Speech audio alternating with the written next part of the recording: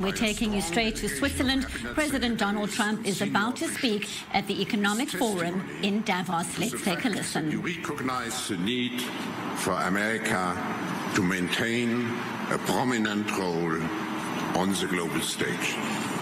In the past 3 years, the United States, by any metric, experienced a story of economic growth and dynamism. Stock market performance alone is one indication, as is the record low unemployment rate. Investors are showing deep confidence in the short and long-term potential of the U.S. economy. Yet, Mr. President, with this good news, we all know there remain challenges ahead for the United States and for the rest of the world. We look forward to hearing your reflection as we gather here at this crucial time. Please, ladies and gentlemen, welcome Donald J. Trump, the 45th President of the United States.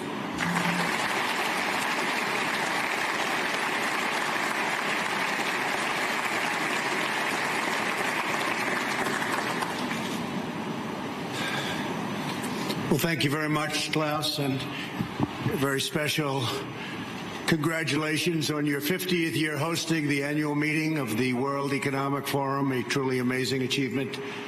It's an honor to address the distinguished members of this organization for the second time as president. When I spoke at this forum 2 years ago, I told you that we had launched the Great American Comeback. Today, I'm proud to declare that the United States is in the midst of an economic boom, the likes of which the world has never seen before. We've regained our stride, rediscovered our spirit, and reawakened the powerful machinery of American enterprise. America is thriving, America is flourishing, and yes, America is winning again like never before. Just last week alone, the United States concluded 2 extraordinary trade deals, the agreement with China and the United States, Mexico-Canada agreement, the 2 biggest trade deals ever made. They just happened to get done in the same week. These agreements represent a new model of trade for the 21st century, agreements that are fair, reciprocal, and that prioritize the needs of workers and families. America's economic turnaround has been nothing short of spectacular. When I took office 3 years ago, America's economy was in a rather dismal state. Under the previous administration, nearly 200,000 manufacturing jobs had vanished. Wages were flat or falling. Almost 5 million more Americans had left the labor force than had gotten jobs, and more than 10 million people had been added to the food stamp rolls. The experts predicted a decade of very, very slow growth, or maybe even negative growth, high unemployment and a dwindling workforce, and very much a shrinking middle class. Millions of hardworking, ordinary citizens felt neglected, betrayed, forgotten. They were rapidly losing faith in the system. Before my presidency began, the outlook for many nations was bleak. Top economists warned of a protracted worldwide recession. The World Bank lowered its projections for global growth to a number that nobody wanted to even think about. Pessimism had taken root deep in the minds of leading thinkers, business leaders, and policymakers. Yet despite all of the cynics, I had never been more confident in America's future. I knew we were on the verge of a profound economic resurgence if we did things right. One that would generate a historic wave of investment, wage growth, and job creation. I knew that if we unleashed the potential of our people, if we cut taxes, slashed regulations, and we did that at a level that's never been done before in the history of our country in a short period of time, fixed broken trade deals, and fully tapped American energy, that prosperity would come thundering back at a record speed. And that is exactly what we did, and that is exactly what happened. Since my election, America has gained over 7 million jobs, a number unthinkable. I wouldn't say it, I wouldn't talk about it, but that was a number that I had in mind. The projection was 2 million, we did 7. More than 3 times the government's own projections. The unemployment rate is now less than 3.5%, and at 3.5%, that's a number that is the lowest in more than 50 years. The average unemployment rate for my administration is the lowest for any U.S. president in recorded history. We started off with a reasonably high rate. For the first time in decades, we are no longer simply concentrating wealth in the hands of a few. We're concentrating and creating the most inclusive economy ever to exist. We are lifting up Americans of every race, color, religion, and creed. Unemployment rates among African Americans, Hispanic Americans, and Asian Americans have all reached record lows. African American youth unemployment has reached the lowest it's ever been in the history of our country. African American poverty has plummeted to the lowest rate ever recorded. The unemployment rate for women reached the lowest level since 1953, and women now comprise a majority of the American workforce. That's for the first time. The unemployment rate for veterans has dropped to a record low. The unemployment rate for disabled Americans has reached an all-time record low. Workers without a high school diploma have achieved the lowest unemployment rate recorded in U.S. history. Wages are rising across the board, and those at the bottom of the income ladder are enjoying the percentage by far largest gains. Workers' wages are now growing faster than management wages. Earnings growth for the bottom 10% is outpacing the top 10%, something that has not happened. Paychecks for high school graduates are rising faster than for college graduates. Young Americans just entering the workforce are also sharing in America's extraordinary prosperity. Since I took office, more than 2 million millennials have gotten jobs, and their wages have grown by nearly 5% annually, a number that was unthinkable. Nobody would have ever thought it was possible 3 years ago. A record number of Americans between the ages of 25 and 34 are now working. In the 8 years before I took office, over 300,000 working-age people left the workforce. In just 3 years in my administration, 3.5 million people have joined the workforce. 10 million people have been lifted off welfare in less than 3 years.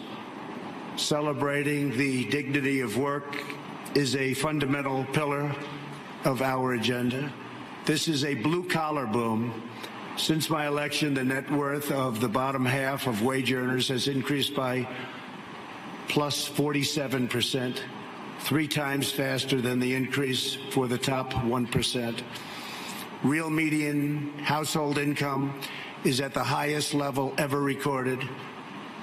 The American dream is back, bigger, better, and stronger than ever before. No one is benefiting more than America's middle class. We have created 1.2 million manufacturing and construction jobs, a number also unthinkable. After losing 60,000 factories under the previous 2 administrations, hard to believe when you hear 60,000 factories. America has now gained, in a very short period of time, 12,000 new factories under my administration, and the number is going up rapidly. We'll be beating the 60,000 number that we lost, except these will be bigger, newer, and the latest. Years of economic stagnation have given way to a roaring geyser of opportunity. U.S. stock markets have soared by more than 50% since my election, adding more than $19 trillion to household wealth and boosting 401ks, pensions, and college savings accounts for millions of hardworking families. And these great numbers are many things, and it's despite the fact that the Fed has raised rates too fast and lowered them too slowly. And even now, as the United States is by far the strongest economic power in the world, it's not even close. It was going to be close, but a lot of good things happened to us and some not so good things happened to certain other places. They're forced to compete, and we compete with nations that are getting negative rates, something very new, meaning they get paid to borrow money, something that I could get used to very quickly. Love that. Got to pay back your loan? No. How much am I getting? Nevertheless, we still have the best numbers that we've had in so many different areas. It's a conservative approach, and we have a tremendous upside potential when all of the trade deals and the massive deregulation starts kicking in, which will be during this year, especially toward the end of the year. Those trade deals are starting to kick in already. The regulations are kicking in right now. And I see such tremendous potential for the future. We have not even started because the numbers we're talking about are massive. The time for skepticism is over. People are flowing back into our country. Companies are coming back into our country. Many of you who I know are coming back in with your plants and your factories. Thank you very much. America's newfound prosperity is undeniable, unprecedented, and unmatched anywhere in the world. America achieved this stunning turnaround not by making minor changes to a handful of policies, but by adopting a whole new approach centered entirely on the well-being of the American worker. Every decision we make on taxes, trade, regulation, energy, immigration, education, and more is focused on improving the lives of everyday Americans. We are determined to create the highest standard of living that anyone can imagine. And right now, that's what we're doing for our workers, the highest in the world. And we're determined to ensure that the working and middle class reap the largest gains. A nation's highest duty is to its own citizens. Honoring this truth is the only way to build faith and confidence in the market system. Only when governments put their own citizens first will people be fully invested in their national futures. In the United States, we are building an economy that works for everyone, restoring the bonds of love and loyalty that unite citizens and powers nations. Today, I hold up the American model as an example to the world of a working system of free enterprise that will produce the most benefits for the most people in the 21st century and beyond. A pro-worker, pro-citizen, pro-family agenda demonstrates how a nation can thrive when its communities, its companies, its government, and its people work together for the good of the whole nation.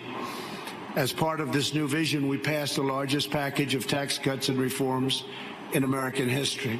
We doubled the child tax credit, benefiting 40 million American families and lifting 650,000 single mothers and their 1 million children out of poverty, and out of poverty quickly. We passed the first ever tax credit for employers who provide paid paternal leave for employees earning $72,000 or less annually, and passed paid family leave for government employees as a model for the country. We made child care much more affordable and reduced or eliminated child care wait lists all across the nation. Our child care reforms are supporting working parents and ensuring their children have access to high-quality care and education, all of which they very much deserve. We lowered our business tax from the highest in the developed world down to one that's not only competitive, but one of the lower taxes. We created nearly 9,000 opportunity zones in distressed communities where capital gains on long-term investments are now taxed at zero. and tremendous wealth is pouring into areas that for 100 years saw nothing. The 35 million Americans who live in these areas have already seen their home values rise by more than $22 billion. My administration has also made historic investments in historically black colleges and universities. I saved HBCUs. We saved them. They were going out, and we saved them. We're removing roadblocks to success and rewarding businesses that invest in workers, families, and communities. We've also launched the most ambitious campaign in history to reduce job-killing regulations. For every new regulation adopted, we are removing 8 old regulations, which will save an average of American households about $3,100 per year. It was going to be for everyone. We do 2, but we were able to lift that to 8, and we think that's going to go quite a bit higher. We still have a way to go. Today, I urge other nations to follow our example and liberate your citizens from the crushing weight of bureaucracy. With that, you have to run your own countries the way you want. We are also restoring the constitutional rule of law in America, which is essential to our economy, our liberty, and our future. And that's why we've appointed over 190 federal judges, a record, to interpret the law as written. 190 federal judges, think of that, and 2 Supreme Court judges. As a result of our efforts, investment is pouring into our country. In the first half of 2019, the United States attracted nearly 1/4 of all foreign direct investment in the world.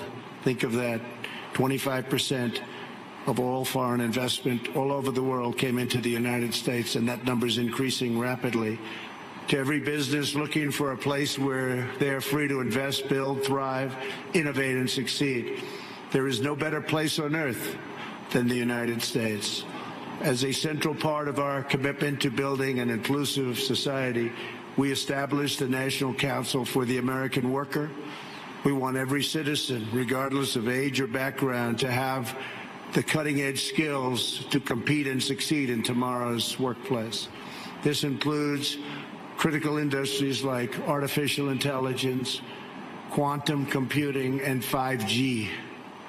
Under Ivanka's leadership, who's with us today, our pledge to America's workers has become a full-blown national movement with over 400 companies committing to provide new job and training opportunities to already very close to 15 million American students and workers. 15 million.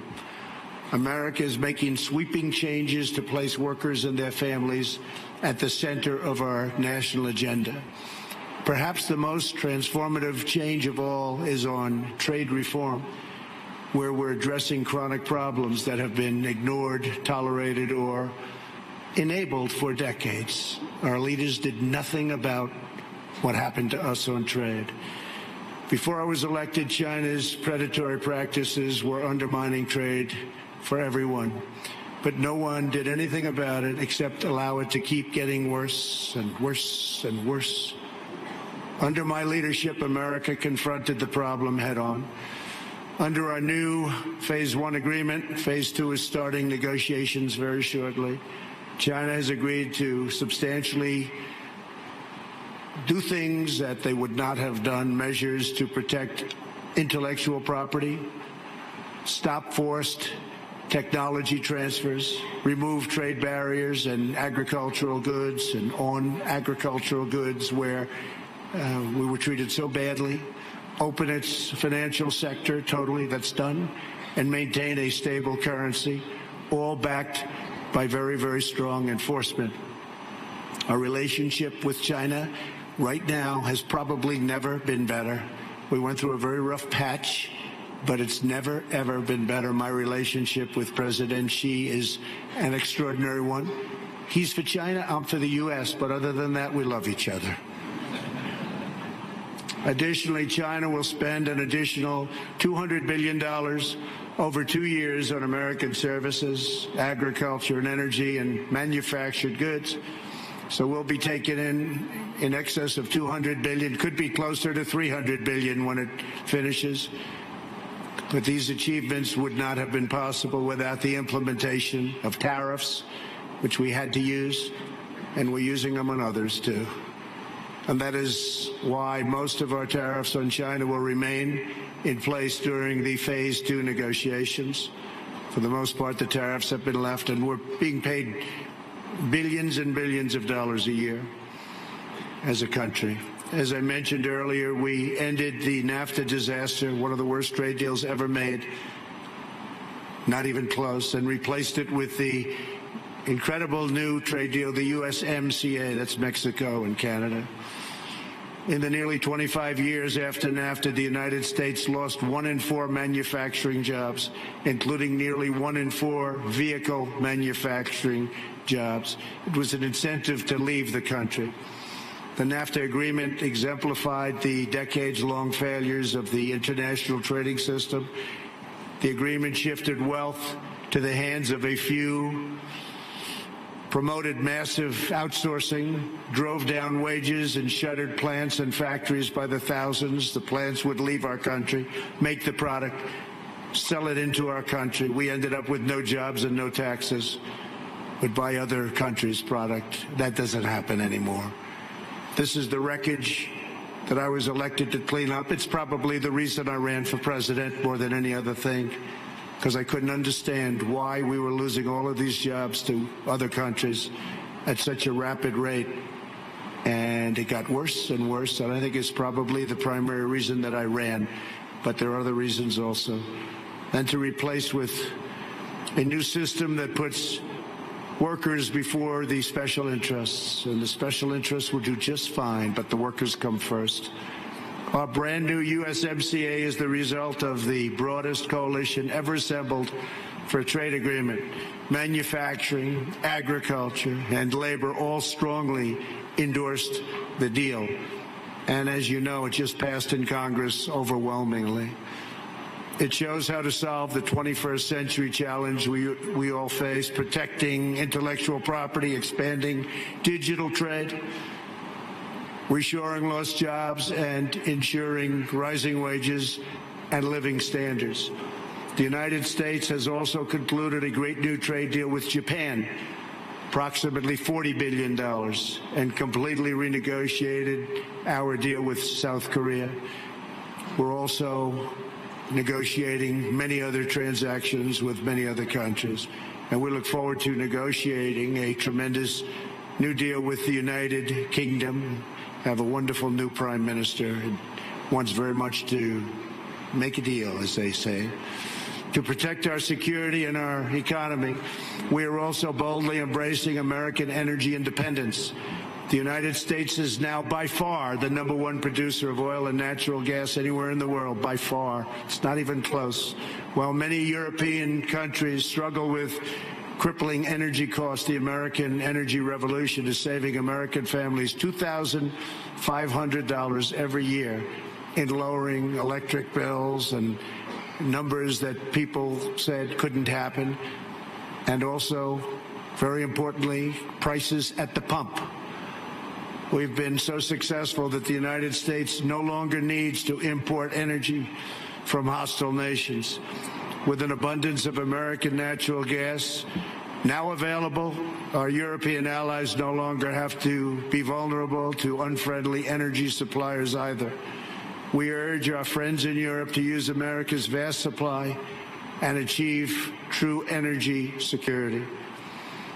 With U.S. companies and researchers leading the way, we are on the threshold of virtually unlimited reserves of energy, including from traditional fuels, LNG, clean coal, next-generation nuclear power, and gas hydrate technologies. At the same time, I'm proud to report the United States is among the cleanest air and drinking water on Earth, and we're going to keep it that way. And we just came out with a report that at this moment, it's the cleanest it's been in the last 40 years. We're committed to conserving the majesty of God's creation and the natural beauty of our world. Today, I'm pleased to announce the United States will join 1 Trillion Trees initiative being launched here at the World Economic Forum. 1 trillion trees. And in doing so, we will continue to show strong leadership in restoring, growing, and better managing our trees and our forests. This is not a time for pessimism. This is a time for optimism. Fear and doubt is not a good thought process, because this is a time for tremendous hope and joy and optimism and action. But to embrace the possibilities of tomorrow, we must reject the perennial prophets of doom and their predictions of the apocalypse. They are the heirs of yesterday's foolish fortune tellers, and I have them, and you have them, and we all have them. And they want to see us do badly, but we don't let that happen. They predicted an overpopulation crisis in the 1960s, mass starvation in the 70s, and an end of oil in the 1990s. These alarmists always demand the same thing: absolute power to dominate, transform, and control every aspect of our lives. We will never let radical socialists destroy our economy, wreck our country, or eradicate our liberty. America will always be the proud, strong, and unyielding bastion of freedom. In America, we understand what the pessimists refuse to see: that a growing and vibrant market economy focused on the future lifts the human spirit and excites creativity, strong enough to overcome any challenge by far.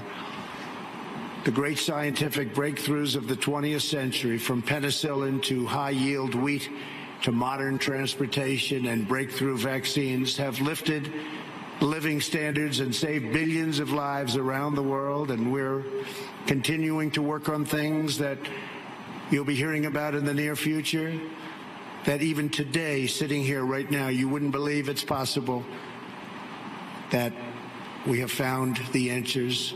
You'll be hearing about it, but we have found answers to things that people said would not be possible, certainly not in a very short period of time. But the wonders of the last century will pale in comparison to what today's young innovators will achieve, because they are doing things that nobody thought even feasible to begin. We continue to embrace technology, not to shun it. When people are free to innovate, millions will live longer, happier, healthier lives. For 3 years now, America has shown the world that the path to a prosperous future begins with putting workers first, choosing growth, and freeing entrepreneurs to bring their dreams to life. For anyone who doubts what is possible in the future, we need only look at the towering achievements of the past. Only a few hundred miles from here are some of the great cities of Europe, teeming centers of commerce and culture. Each of them is full of reminders of what human drive and imagination can achieve. Centuries ago, at the time of the Renaissance, skilled craftsmen and laborers looked upwards and built the structures that still touch the human heart. To this day, some of the greatest structures in the world have been built hundreds of years ago. In Italy, the citizens once started construction on what would be a 140-year project, the Duomo of Florence. Incredible place. While the technology did not yet exist to complete their design, city fathers forged ahead anyway, certain that they would figure it out someday. These citizens of Florence did not accept limits to their high aspirations, and so the Great Dome was finally built. In France, another century-long project continues to hold such a grip on our hearts and our souls that even 800 years after its construction, when the Cathedral of Notre Dame was engulfed in flames last year, such a sad sight to watch, unbelievable sight, especially for those of us that considered it one of the great monuments. and representing so many different things. The whole world grieved. Through her sanctuary now stands scorched and charred, and a sight that's hard to believe. When you got used to it, to look at it now, hard to believe. But we know that Notre Dame will be restored magnificently. The great bells will once again ring out for all to hear, giving glory to God and filling millions with wonder and awe. The cathedrals of Europe teach us to pursue big dreams, daring adventures, and unbridled ambitions. They urge us to consider not only what we build today, but what we will endure long after we are gone. They testify to the power of ordinary people to realize extraordinary achievements when united by a grand and noble purpose. So together we must go forward with confidence, determination, and vision. We must not be timid or meek or fearful, but instead we must boldly seize the day and embrace the moment. We have so many great leaders in this room, not only business leaders, but leaders of nations. And some are doing such a fantastic job. We work together very closely. We will draw strength from the glories of the past, and we will make greatness our common mission for the future. Together we will make our nations stronger, our countries safer, our culture richer, our people freer, and the world more beautiful than ever before. Above all else, we will forever be loyal to our workers, our citizens, and our families, the men and women who are the backbone of our economies, the heart of our communities, and the soul of our countries. Let us bring light to their lives one by one and empower them to light up the world. Thank you very much. God bless you. God bless your countries, and God bless America. Thank you. Thank you very much.